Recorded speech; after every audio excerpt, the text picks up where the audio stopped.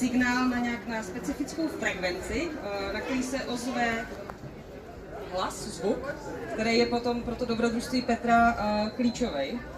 W książce bardzo ważny jest, że trzeba nastroić radio na pewną określoną częstotliwość i wtedy pojawia się dźwięk, który ma tam ważne znaczenie, pojawia się głos, który ma wielkie znaczenie. Ale ukazuje se, že od Lidské hory jsou opravdu daleko a že budeme potřebovat zesílit signál. Tak jestli nám můžete pomoct a zvednout telefony, jdeme chytat signál, třeba to vyjde? Ale góry orlickie są, okazuje się, na tyle daleko, że trzeba wzmocnić sygnał, więc gdybyście mogli podnieść wszyscy telefony, będziemy razem łapać sygnał. Jsou to baterky?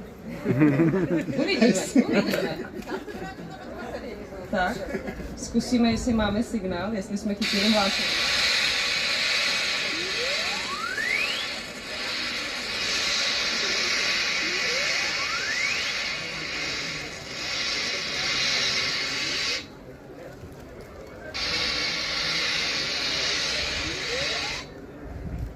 Witajcie w lesie.